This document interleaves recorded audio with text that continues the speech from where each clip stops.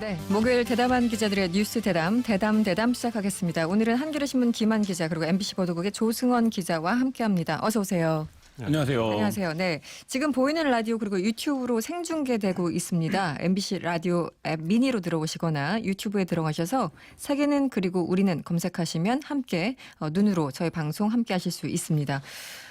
앞서 국정농단 사건에 대해서 대법원 판결 법리적으로 짚어봤어요. 백성문 변호사와. 조수원 기자님은 오늘 판결 어떻게 보셨어요? 잘 봤습니다. 네, 저도 잘은 봤어요. 네, 앉아서. 네. 잘 봤고 근데 일단 2심 끝난 뒤에 이재용 2심 끝난 뒤에 네. 워낙 말이 많았잖아요. 이게 네. 논리적으로 말이 안 되니까 이게 모순이라고 그러죠. 모순. 네, 네. 그러니까 뇌물 받은 건 있는데 준 사람이 없어진 거였잖아요. 네, 그러니까 네. 박근혜 2심은 받은 걸 인정을 한 인정했고, 거고. 네. 근데 이재용 2심은 주지 않았다. 이건 뇌물이 아니다라고 봤으니까. 그러니까 뇌물 받은 사람은 있는데 준 사람은 없었다는 이 모순을 상급 시민 대법원은 어떻게든 정리를 안 할 수는 없었던 거죠. 그렇죠. 네. 2심에서 벌써 이렇게 뇌물을 받은 건 있는데 준 사람이 없다고 이렇게 모순된 판결이 나왔으니까 이걸 정리를 한 거고 그런 정리를 제대로 한 것 같고 그 생각은 들대요. 이건 뭐 본질적인 건 아닌데 네. 그 실검에 네. 오늘 하루 종일 나온 이후에 판결 나온 이후에 계속 1위가 뭐 지금은 매주인지 모르겠는데 보니까 계속 파기환송 올라와 있더라고요. 파기환송. 네. 네. 그래서 이참에 좀 용어 좀 쉽게 썼으면 좋겠다는 생각은 들더라고요. 용어가. 네, 파기환송. 그러니까 그 사진 보셨어요? 네, 네. 오늘 그 우리공화당. 우리공화당 그 사진. 이게 파기환송이라 그러니까 좋아가지고 막 환호성을 지르는 그 사진 네. 있었어요. 근데 지지하시는 이제 분들이 파기환송이 됐다고 네. 하니까 죄가 없는 건가 보다 이렇게 좋은 일인가 보다. 좋은 일이라고 생각하고 이렇게 막 지금 어떻게 보면 형량은 지금 더 늘어나게 생겼는데 잘못하면. 이게 어찌 보면 그 파기환송 이런 말 좀 너무 어려웠지 않나. 그냥 차라리 그냥 언론도 그냥 다시 재판 다시 재판해라. 해라. 그러니까요. 무죄는 아니다. 네. 뭐 이런 식으로 좀 자막을 뽑아줬으면 거기 그렇게 아스팔트에 나와가지고 오늘 이렇게 열심히 응원하셨던 분들한테 그렇게 오해가 없지 않았을까 네. 생각했습니다. 조수원 기자 얘기하니까 지금도 실검 1위라고 합니다. 네, 파기환송이. 저도 네. 오늘 편집국에서 같이 봤는데 네. 보통 이제 이 정도 사건 규모의 선고를 하면 이제 편집국에서 기자들이 다 서서 모니터를 보면서 그렇죠. 이제 네. 얘기를 하면서 보는데 오늘은 유난히 어렵더라고요. 용어들이. 내용들이, 네, 내용들이. 용어들이. 그래서 탄핵 인용할 때보다 훨씬 좀 용어들이 어려웠던 것 같고 그리고 네. 이제 뭐 이게 파기환송에서 분리해서 판결하면 뭐 형량이 어떻게 되냐 이런 것들도 이제 제가 오늘 법조팀이랑 같이 탭을 봤는데 네. 일반적으로 늘어나지 않아 막 이렇게 얘기를 이제 서로들 할 정도로 왜냐면 이게 네. 이제 흔한 일이 아니었기 때문에 뭐 하여튼 그 용어들이 굉장히 어렵다라고 했고 근데 저는 한국 네티즌들 대단하다고 생각한 게 그 바깥의 풍경 아까 말씀하신 생각났는데 네. 이 부분이 뭐냐 이거를 누가 쉽게 정리를 해놨더라고요. 뭐라고 해놨냐면 버거 더하기 음료엔 감튀 이거를 세트 할인 가격으로 팔면 안 된다. 네, 네. 그러니까 버거, 음료, 감자튀김을 각각의 가격으로 받아야 된다. 이게 이제 대법원의 주문이다가 이제 한 그 네티즌의 설명이 있었는데 네. 그게 이제 1위더라고요. 댓글 많이 본 그렇습니까? 댓글에서 네. 사람들이 파기환송이 다 어렵다 이런 생각을 했습니다. 네. 그 최순실 측 이경재 변호사죠. 오늘도 또 나와서 한참 동안 말씀을 하시던데 이런 얘기를 합니다. 이 국정농단 프레임으로 조성됐던 포퓰리즘 그리고 국민 정서에 편승해서 판결을 했다고 할 수밖에 없다 이렇게 얘기를 했는데요.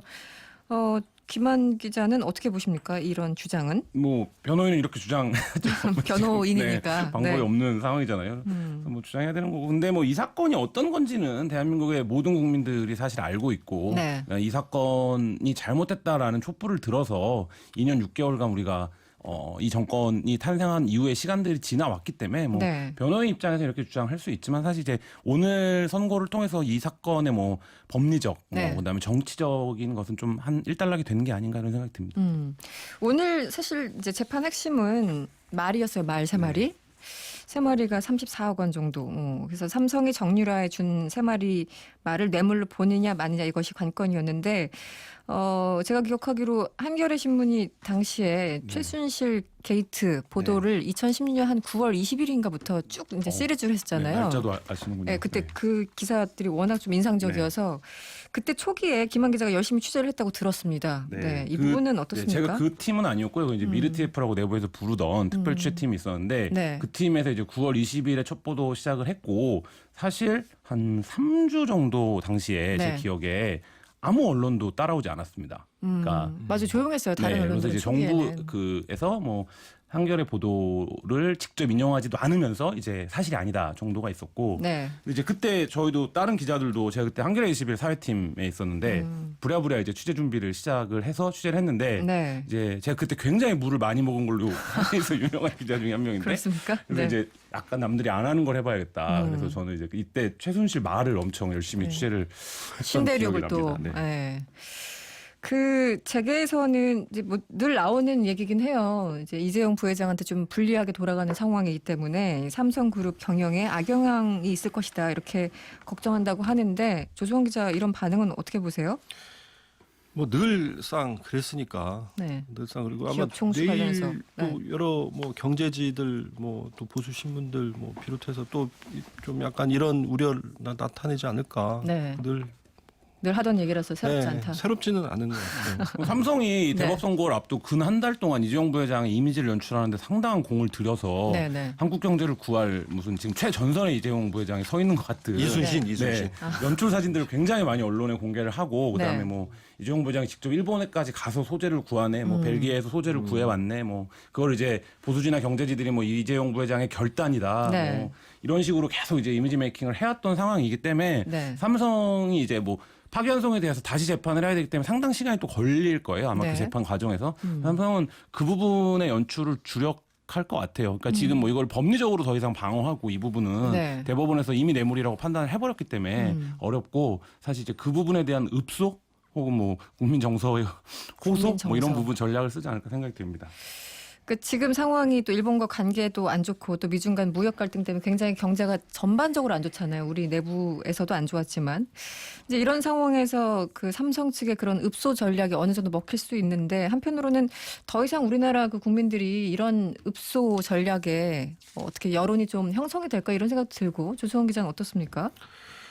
재수감되는 거에 아니, 대해서. 그러니까 네. 늘 그런 것 같아요. 그러니까 꼭 이 사안이 아니라 제가 삼성에 대해서는 좀 그런 생각이 많이 들어요. 그러니까 삼성이 뭔가 뭐 문제가 생기고 뭐 지난번에 이제 그 증거인멸 뭐 이거 뭐 삼바 같은 거 네네. 삼성과 관련된 게 붙으면 항상 댓글에는 늘 올라와요. 이러다 나라 망한다. 항상 그렇지 않습니까? 삼성 망하면 네, 네. 나라 망한다. 나라 망한다. 제 생각엔요, 나라가 진짜 안 망하기 위해서 이런 수사도 하는 거고, 네. 제대로 죄를 지었다면 처벌을 받아야 되는 겁니다.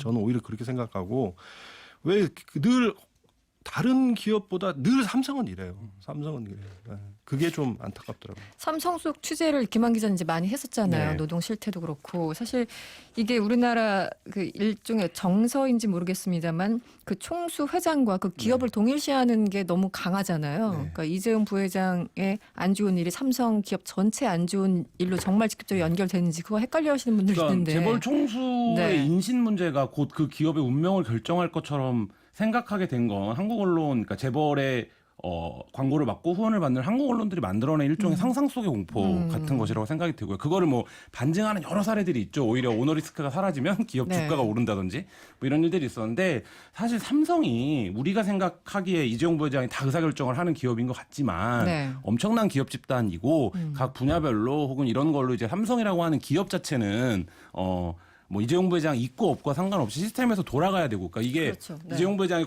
구속해야 된다 이런 주장을 하는 게 아니라 이재용 부회장이 그 의사결정을 하는 1인이면 안 되는 게 이제 그 네. 기업의 규모와 한국 경제에서 위상 같은 거고요. 근데 이제 삼성 입장에서는 오너일가니까 이제 그 부분에 대한 방어를 총력적으로 하겠지만 사실 이제 언론이 더 이상 좀 그런 것이 마치 인간관계에 뭔가 있는 것처럼 네.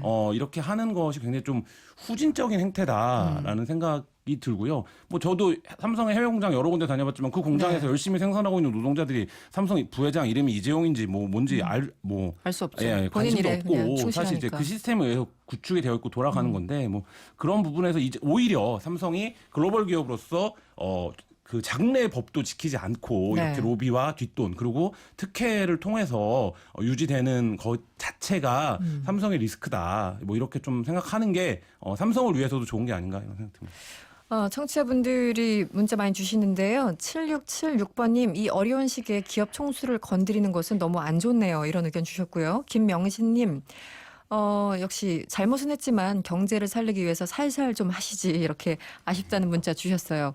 반면에 양금숙님, 대기업이 1인 체제도 아닌데 그런 이유로 자꾸 감형을 해주니까 정경유착이 계속된다고 봅니다. 그리고 김재영님, 한일 전쟁 중이라도 할 건 해야지요. 이재용 부회장 구치소 있을 때 삼성 주가도 더 올랐습니다. 이런 문자도 함께 주셨어요. 알겠습니다. 오늘 국정농단 관련해서 얘기는 여기까지 하고 우리 또 조국 후보자 얘기 안 할 수 없죠. 여러분들. 약간 다른 결의 이제 언론에 대해서 비판하신 분들이 굉장히 늘어나는 것 같기도 해요. 조국 힘내세요. 조국 사퇴하세요. 가짜뉴스 아웃. 한국 언론 사망. 뭐 이런 검색어 전쟁이 벌어지고 있어요. 조수영 기자, 이 현상은 어떻게 보십니까? 아이고 참 말하기가 조심스럽네요. 기자들이 참 말하기가 더 말하기가 좀 조심스럽고 어려워요. 네. 근데 그런 생각은 들더라고요. 그러니까 이게 뭐 이거에 이 질문에 대한 어떤 답인지는 모르겠는데 네. 저는 이번 상황을 보면서 저희가 뭐 토론을 하든 아니면 뭐 기사를 쓰든 뭐 어떤 일을 할 때 네. 좀 극단은 좀 배제했으면 좋겠다는 생각을 저는 합니다. 사실은 극단과 극단, 그러니까 가장 왼쪽과 가장 오른쪽이 만나갖고 이게 이 가장 극단의 논리가 그 진영을 대표해 버리면요. 네네. 저는 합리적인 결과 그리고 그런 의사결정이 힘들 거라고 보거든요. 근데 지금 상황에서 너무 극단적으로 양쪽이 가는 거는 네. 저는 문제가 있어요. 뭐 이렇게 얘기하면 또 뭐 박쥐 같다 얘기할 수도 뭐 있겠는데. 양비론이냐 뭐 이런. 그러니까 네. 예를 들면 이런 거죠. 뭐 예를 들어서 이 지금 뭐 조국 후보자에 대한 어떤 약간 변명을 하자면 네. 그분을 위한 어떤 변명. 지금 언론들이 너무 많이 때렸으니까 변명을 좀 하자면 자 지금 뭐 촛불 집회를 하네 뭐 이런 거 보면 다 세상에 불공정하다고 생각하는 거 아니에요. 지금 네, 네. 다 기득권들이 다 해먹었다라고 지금 젊은 분들이 지금 그래서 막 대학가에서 막 촛불을 들고 하잖아요. 네, 뭐 여러 분야가 섞여 있지만 어쨌든 네. 네, 좋습니다. 근데 네. 그렇게 해서 그 불공정한 입시 제도 뭐 기득권들이 그냥 자기 딸들은 자기 아들 딸들 쉽게 대학 보낼 수 있는 이런 제도 조국이 만든 건 아니잖아요. 그렇죠. 네. 조국이 만든 거 아니. 그 MB 정권 때 그 입학 사정관제 도입해 가지고 한 거 아니에요. 조국의 딸은 특혜를 본 거죠. 그거의 혜택을 본 거죠. 당시의 제도의 혜택을 혜택. 본 건데 네. 한쪽 세력은 이 모든 게 다 조국 잘못인 것처럼 몰아가지고 조국한테 십자가를 갖다가 지우는 거예요. 제가 네, 볼 때는. 네. 근데 우리 어릴 때 그런 게 있잖아요. 뭐 저 어릴 때는 저 학교 다니면서 그러니까 저희 때만 해도 학교에서 많이 잘못하면 때렸잖아요. 네네, 선생님들이. 근데 많이 네. 때렸죠. 근데 지금은 사라졌습니다. 근데 한 5대 맞을 사람을 한 50대, 500대 때린다고 생각하면 네. 우리 헌법에서도 과잉 금지라는 게 있잖아요. 네네. 근데 지금 언론의 어떤 이런 거를 좀 비판적으로 보자면 정말 저도 이렇게까지 갈지는 몰랐어요. 네. 그러니까 너무 융단 폭격을 해버리니까 네. 탈곡기에 넣어서 탈탈 털어버리는 정도까지 가는 거는 저는 그 아니라는 보고 아니라 보고 특히나 저도 같은 뭐 기자지만 정말 후진 보도가 너무 많아서 네. 그 보도 보셨어요? 그 무슨 뭐 조국 후보자 내릴 때 뭐 차에서 내렸다 뭐 그 자막으로 뽑아가지고 QM3 주차장에 서 있다.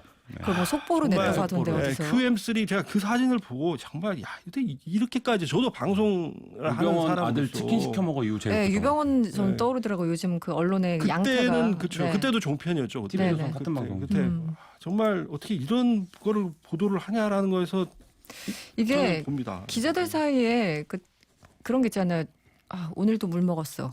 저쪽엔 썼는데 기자들 사이에 그런 경쟁이 또 붙어서 제대로 확인되지 않은 기사 쓴다거나 옆에서 쓰니까 나도 쫓아서 쓴다거나 이런 것들이 너무 많다 보니까 오히려 제대로 된 기사들을 묻히고 근데 쓸데없는 기사들이 너무 많아지는 것 같아요. 이 내부적인 사실 언론사 내부의 경쟁 때문에 어떻게 보면은 그 독자 입장에서는 쓸데없는 정보를 머리에 주입시켜야 되는 그런 상황이 됐는데 김한 기자는 어떻게 생각하십니까? 지금 상황을? 제가 어저께 아침에 네. 이제 누가 그 라디오 방송에서 누가 민원연 이제 그 사무처장이 말씀하신 한 네네. 30만 건 정도 보도가 있었다고 그렇다고 하더라고요. 하더라고요. 후보 관련해서 이게 뭐 거의 대선 전체를 합쳐도 그 정도 볼륨인데 언론 볼륨이 지금 이제 조국 후보가 지명되고 뭐 한 2, 3주 정도 된 거잖아요. 네. 그 기간 동안인데 사실 기록적인 보도량인 건 사실인 것 같아요. 그러니까 워낙 그런 보도가 많다 보니까 그 보도에서 옥석 그리고 어떤 사람들은 그러니까 조국을 지지하는 사람들은 다 가짜 뉴스다 저 보도들이라고 주장할 수 있는 것도 있고 네. 반면 조국을 반대하는 사람들은 조국 후보자가 저지른 잘못이 대단히 치명적이고 크리티컬한 문제인 것으로 오히려 또 이제 인식할 수도 있고 네. 이런 국면에서 아까 이제 조성 기자님 말하신 대로 양 극단의 어떤 사고들이 서로 충돌하는 게 네. 이 검색어 대전 같은데 나온 그 검색어 대전이 나오고 배경. 있는 뭐 이런 네네. 그 배경이라고 보고요.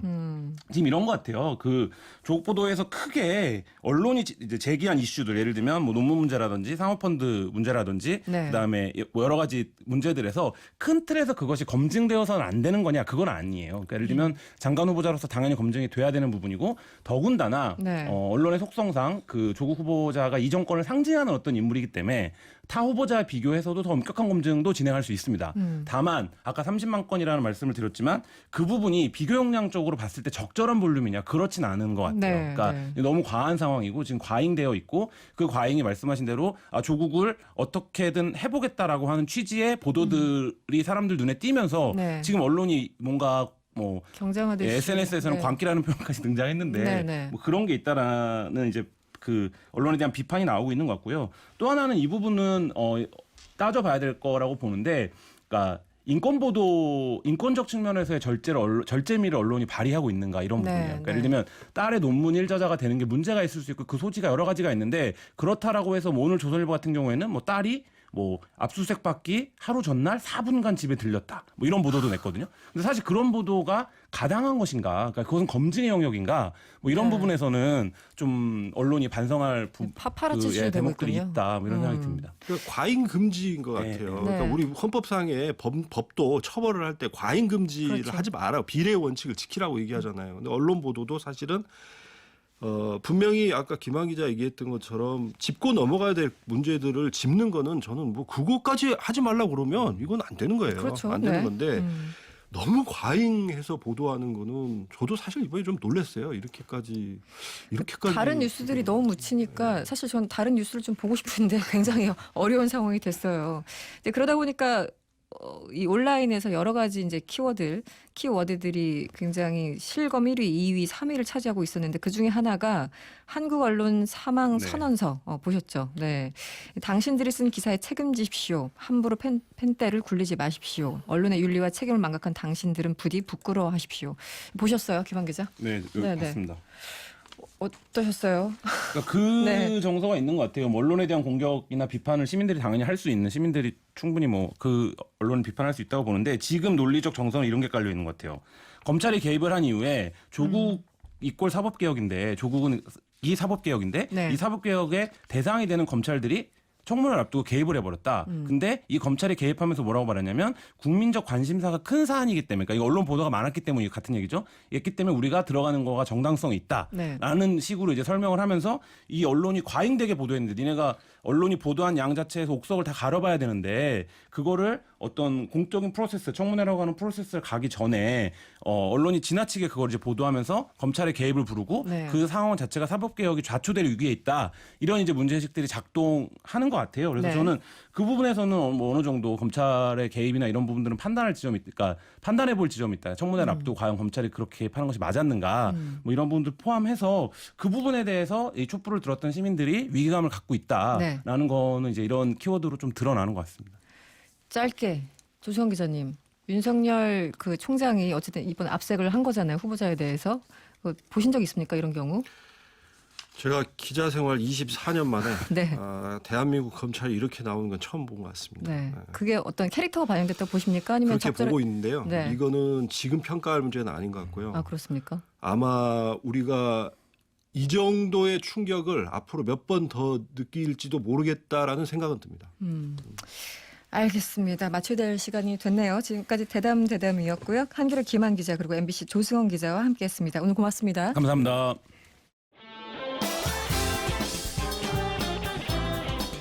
여러분의 퇴근길을 꽉 채워드립니다. 평일 저녁 6시 5분 이승원의 세계는 그리고 우리는